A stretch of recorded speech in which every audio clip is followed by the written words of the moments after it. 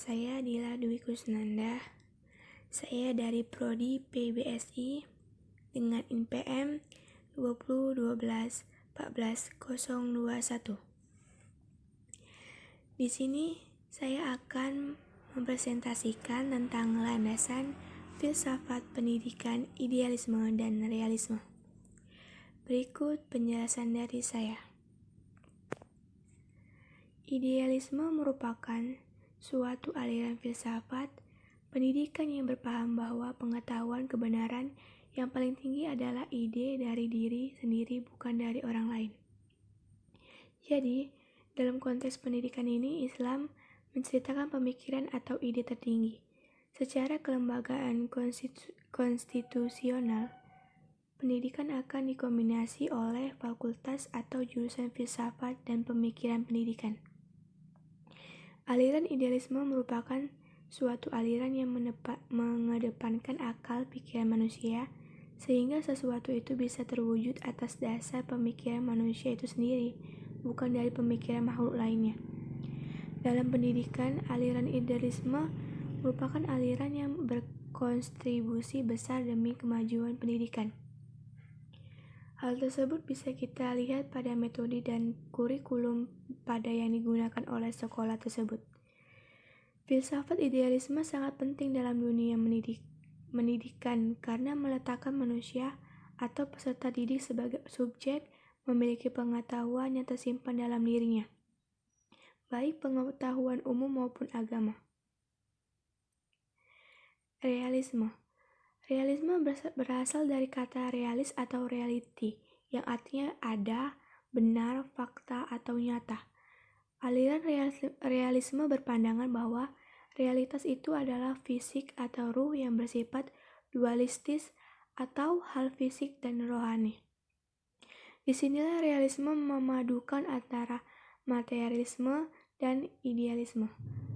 Realisme dalam dunia pendidikan memiliki prinsip.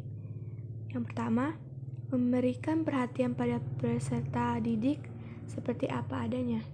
Yang kedua, inisiatif berada pada pendidik bukan pada anak atau peserta didik. Hal ini bertujuan untuk menyesuaikan hidup, tanggung jawab sosial, dan menciptakan anak didik menguasai pengetahuan yang handal dan dapat dipercaya melalui kedisiplinan mental maupun moralnya. Realisme pendidikan dipelopori oleh beberapa orang filosofi diantaranya David Hume, John Stuart Mill. Mereka membagi aliran ini menjadi 3 bagian, yaitu materialisme. Materialisme itu prinsip filsafat yang berhubungan dengan materi. Idealisme merupakan prinsip filsafat yang berhubungan dengan ruh. Kalau realisme, yaitu prinsip filsafat yang memadukan aliran materialisme dengan idealisme. Di samping realisme pendidikan, realisme membagi subjek pengetahuannya di antaranya realisme sebagai gerakan kebudayaan dan realisme dalam seni rupa.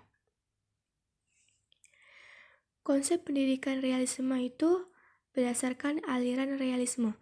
Maka tujuan pendidikan akan dirumuskan sebagai upaya pengembangan potensi-potensi yang ada dan dimiliki oleh peserta didik untuk menjadi seoptimal mungkin.